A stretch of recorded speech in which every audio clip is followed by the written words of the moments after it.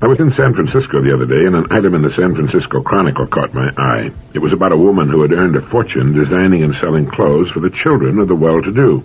It said her secret was in the simplicity of the clothes she produced. The story carried a headline that read, "Children's Styles That Last Forever." The article, written by Joan Chatfield Taylor, began, "It's often true that the simplest things cost the most money, and nowhere is it truer than in children's clothes. If it's ruffles, bows, trendy colors, and faddy styles you want for your little darling, you can just stroll down to your five and dime mail-order catalog or discount store. If it's an absolutely plain dress or play suit you want, you may have to go to the 7th floor of I. Magnin to buy a Florence Eisman." Florence Eisman has been called the Norel of the children's wear industry.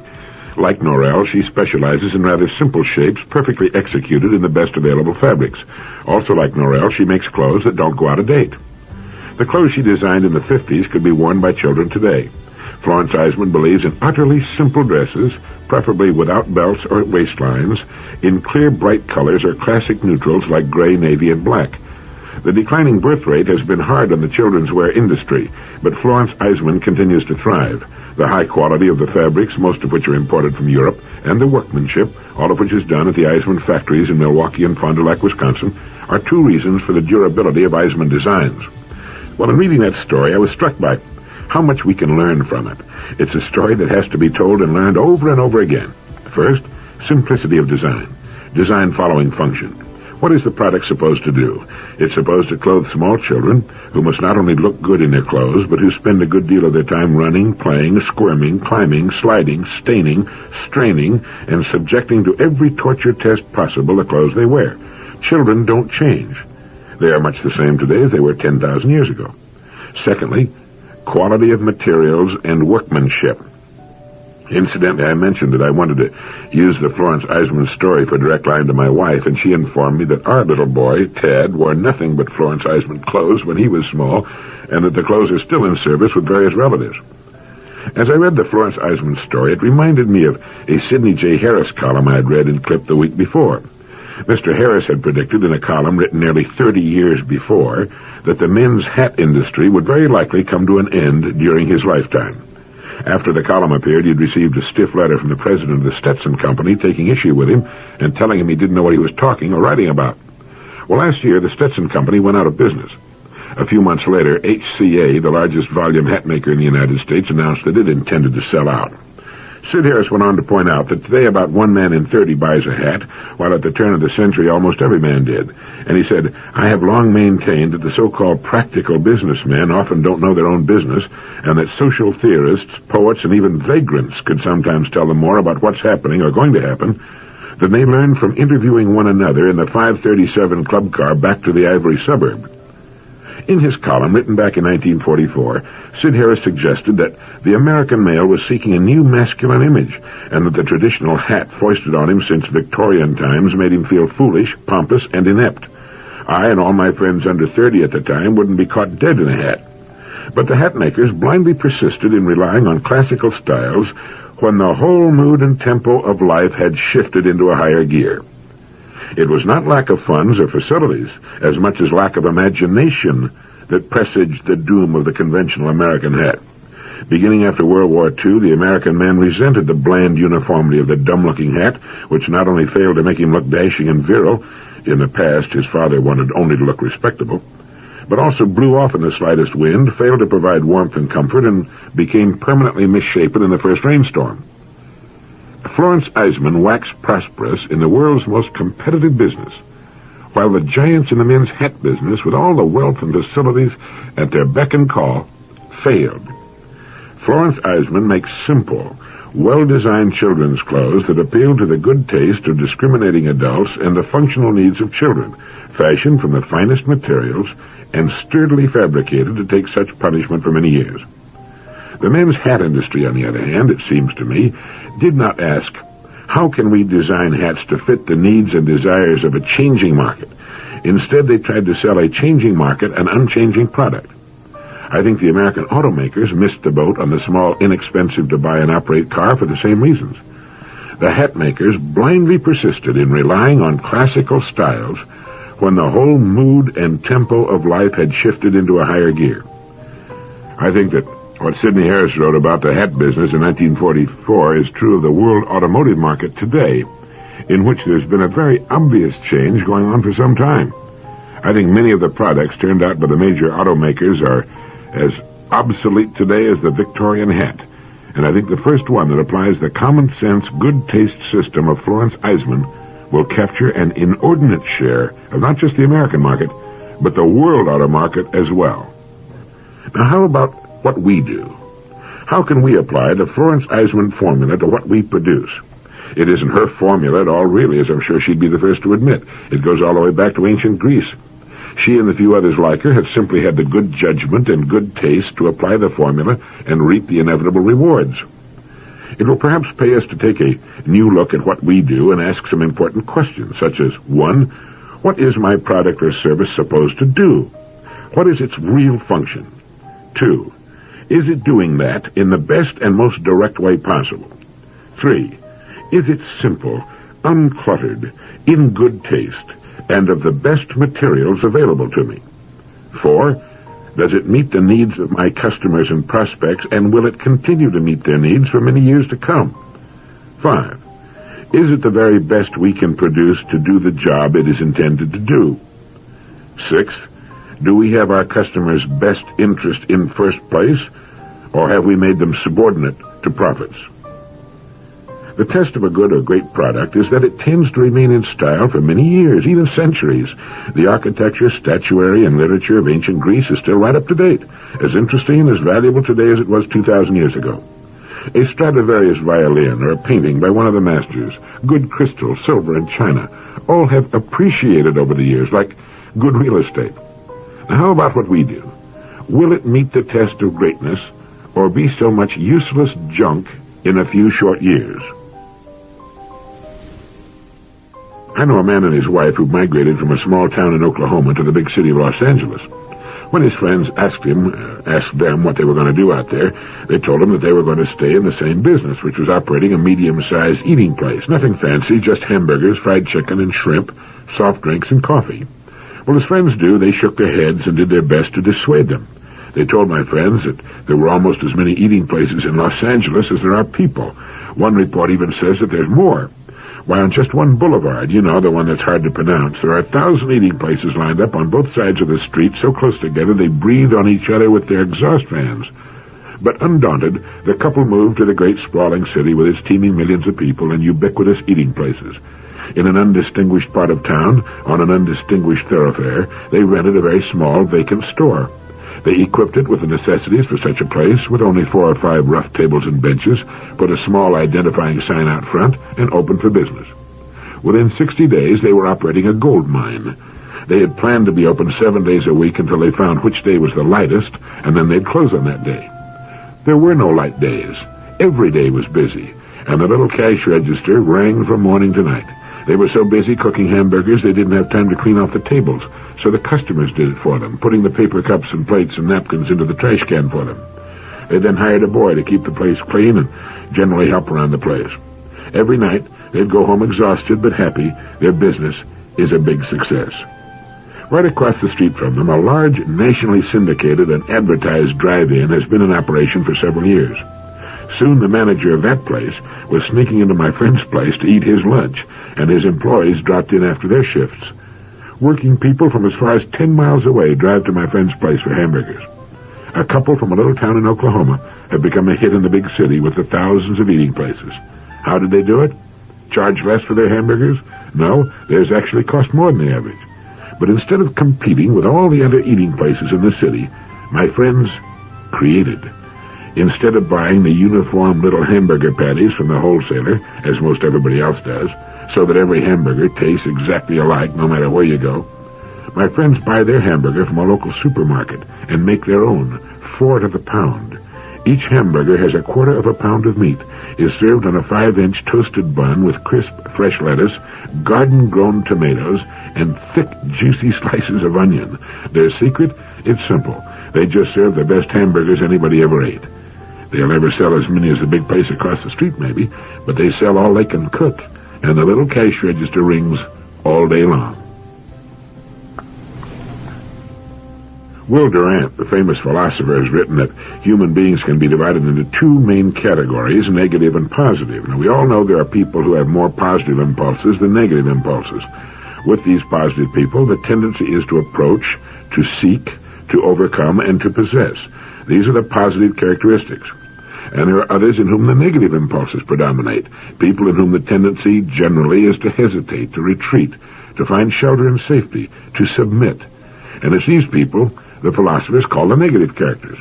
Now, no person is entirely all of one or the other. Each of us has some of both, but we lean heavily toward one or the other.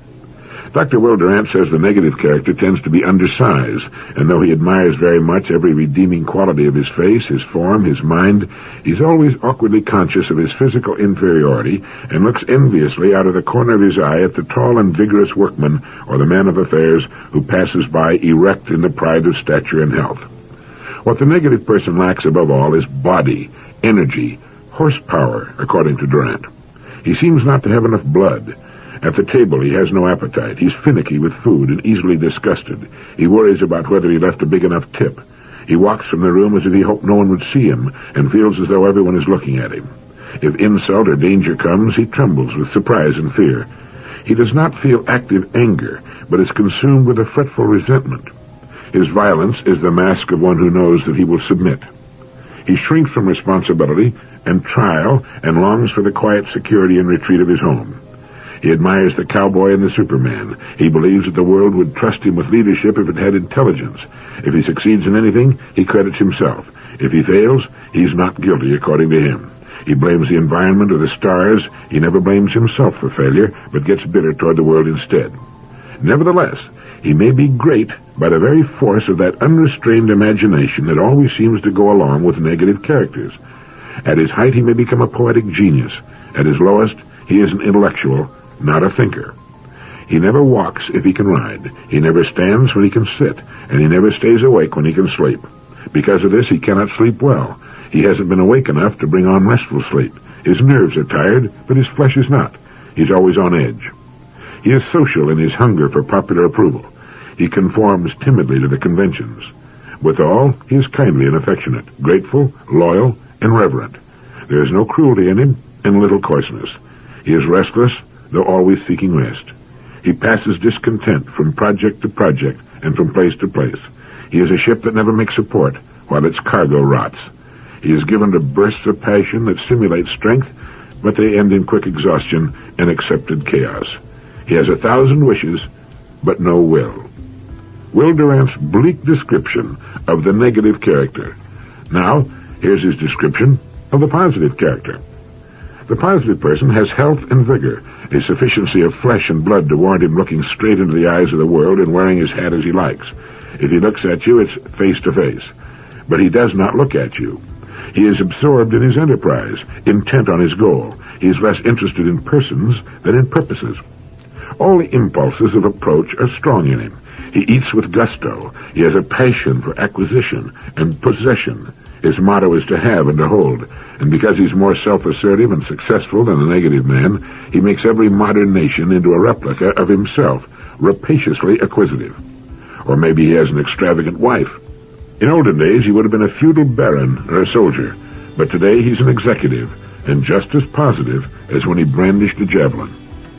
In him, desires are not timid aspirations. They're unavoidable impulsions. For their sake, he will accept responsibilities, dangers, and wearing toil.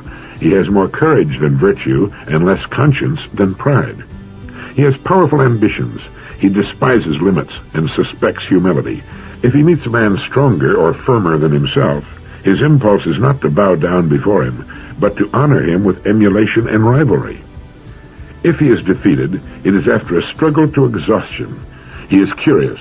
All processes lure him, and his mind plays actively about strange and novel things. He believes in action rather than in thought, and like Caesar, he thinks nothing finished if anything remains undone. He likes a tumultuous life and is not tempted by rural simplicity and peace.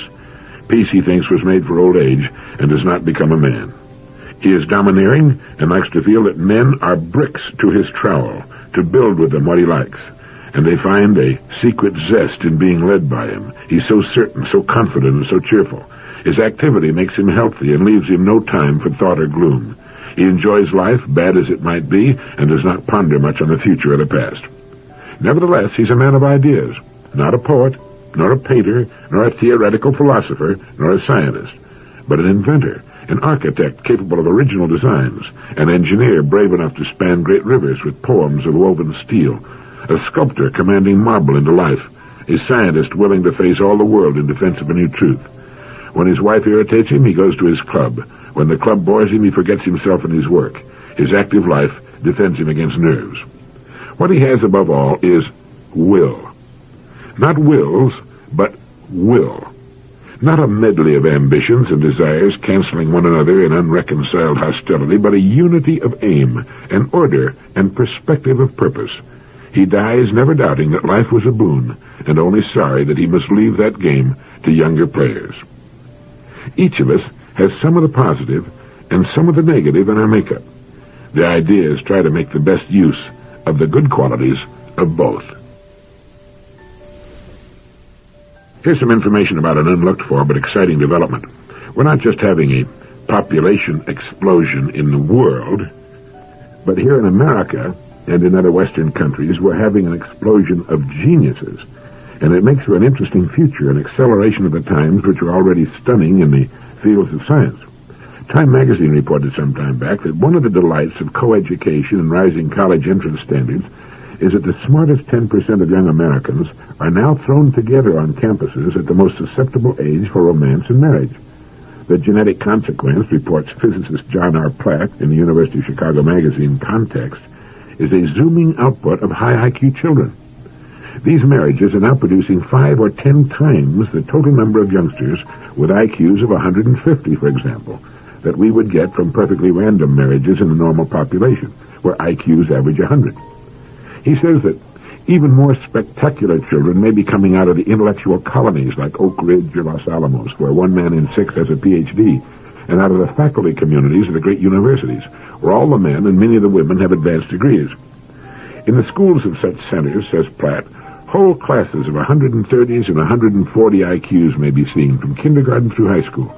Among the results can be found a 13-year-old studying atomic physics seriously, an 11-year-old doing graduate work in mathematics.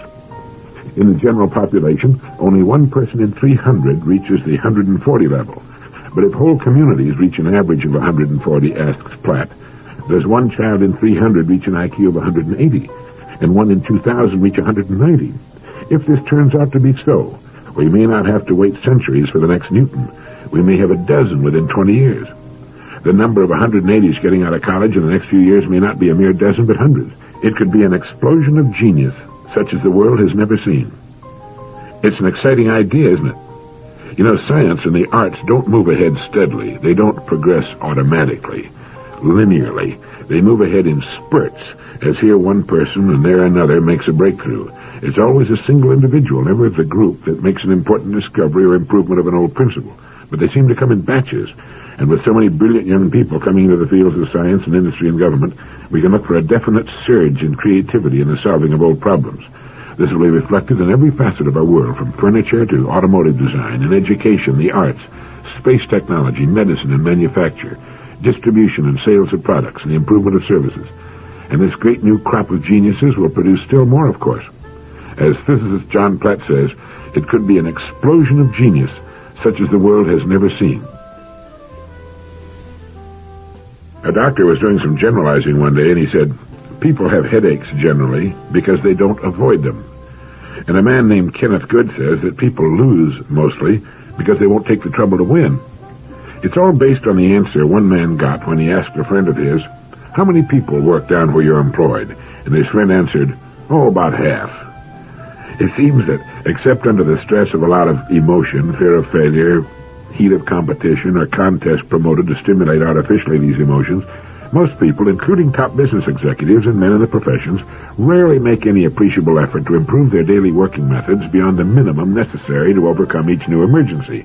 This is according to Professor E. Lewis Swift of Washington University. The Chicago Sales Marketing Executives Club made an analysis some years back that proved that more than twice as many salesmen are fired for lack of effort than they are for illness, dishonesty, drinking, and gambling combined. And as for the rest of the people, an expert on scientific management, Mr. Frederick W. Taylor, proved that men and women are perfectly content to coast along on methods several times short of their best. According to Dr. William James, the wise old Harvard professor, called the father of American psychology, compared with what we ought to be, we're only half awake. Powers of various sorts we habitually fail to use. And Walter Dill Scott of Northwestern University said, many of us never know our possible achievements because we've never warmed up. It is more than probable that the average man could, with no injury to his health, increase his efficiency 50%. Which all goes to prove that the human race is fixed, not to prevent the strong from winning, far from it, but fixed to prevent the rest from losing. It's a fact that to get ahead in the world these days, an average person needs neither the industry of Edison, nor the ambition of Napoleon, or the cunning of Machiavelli, or the wiles of Lucretia Borgia. Just the opposite is true. Any man or woman going seriously to work, just seriously, mind you, will, as a rule, encounter unbelievably little opposition. He will, in fact, find his fellow citizens slowed way down for his benefit. Because most people work half-heartedly, using only a fraction of their potential powers, putting a man or woman with even a little ambition and a serious attitude toward his or her future into this group is like dropping a greyhound into a race of snails. And it's believed that the majority does not take a serious attitude toward the future, because the majority fails to decide upon one. Not knowing where they're going, they have no reason to hurry. It's easier to win than to lose, easier to succeed than to worry. The reason most choose the latter is because they can be done sitting down. We have more mental infirmities than all other illnesses combined. Dr. Charles H. Mayo once said that half the beds in our hospitals are filled by those people who worried themselves into them. You know, the mind is like an adding machine. Before you can solve a problem with it, it must be cleared of all previous problems. Worry jams up the mechanism. It short-circuits the whole operation, and the most valuable mechanism on earth just sits there and hums, feeding upon itself. It can't possibly solve your problems until it's been cleared, until worry has been cleared away.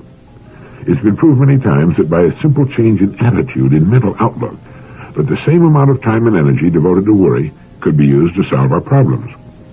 Instead of worrying about the bills that have to be paid, shift gears and think creatively about ways of making more money. Instead of constantly stewing and worrying about a problem, we should try to think of ways of solving it. Creative people look at problems as challenges. They realize that without problems, everything would come to a stop. Problems are what keep the race moving forward. They're responsible for every forward step we've ever taken, collectively or individually. All industry exists solely for the solving of our problems, as does agriculture, education, and government. A person goes to school to learn to solve his problems and the problems of others. Where would the doctors be if there were no health problems, or dentists, or lawyers, or businessmen, or teachers, or workers? A woman wants to change the color scheme of her bedroom, and a painter gets a day's work. A paint company sells some paint, and so on. We've all got problems, and that's good. Without them, we'd still be swinging through the trees and living in caves, and all problems are temporary. As the wise man said, this too shall pass. So if you want to have a lot more fun and a lot less worry, try to put your problems in their true perspective. See yourself as a part of the world as a part of the universe, and the universe as a part of a great and mysterious living picture. Seen in their true light, most problems shrink to their true size. Then, don't worry about it. Shift your mental gears. Clear your mind of worry and set your mind to the solution of the problem. It has a solution. It will be solved. The same kind of problem's been solved a million times before. But as a wise old man said to me one time, in a life where death is inevitable, never worry about anything. If you come across a plank on the ground, say the plank is 12 feet long and 12 inches wide, you'd have no trouble walking from one end of it to the other. Now let's put that plank 100 feet high and stretch it between two buildings with nothing under it except 100 feet of air and a street down below. Would you walk it now? Same plank, same distance, but a different, more demanding situation. Let's say you're telling your family gathered around the dinner table about something in which you believe, your philosophy of living, for example.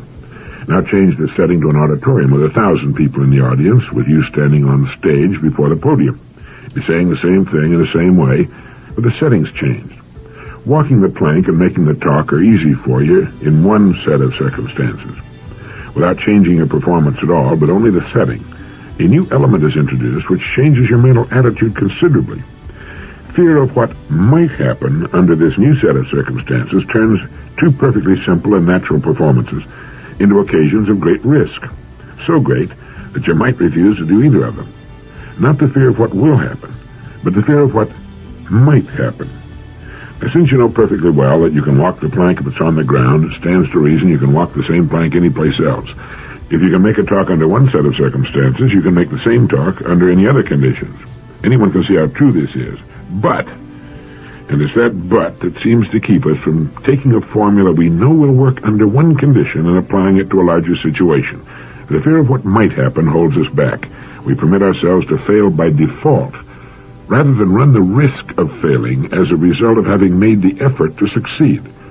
Now it's not important that we walk the length of a plank, whether it's on the ground or high in the air, and it's not too important whether we make our little talk to the people in the auditorium, perhaps. But how many things are there at which we succeed, at which we could be successful on a much larger scale? It's all a mental game. We play the whole thing out in our minds, and it's there, not in actual practice, that we win or lose. No one can even guess how much is lost by the so-called average person simply because he fears to make the attempt. His fear of failure in his own eyes, in the eyes of his family and friends, and the possible loss of a small stake, raise a formidable wall between his reality and his dream. So he contents himself to peek at his dream over the top of the wall and wait. Wait until conditions are better, until Uncle Charlie dies and leaves all that money. But waiting just seems to make the wall grow higher. Conditions seem to remain about the same, and Uncle Charlie's going to outlive everybody in the family. And finally, even on tiptoes, you can't see over the wall anymore. It's too high now, and it's too late. Well, so what? It was just an idea, a dream. Yes, that's all it was, just an idea, a dream. But what could it have been? What might it have been if you'd scrambled over that wall before it got too high? Bertrand Russell wrote, "Our instinctive emotions are those that we have inherited from a much more dangerous world and contain, therefore, a larger portion of fear than they should.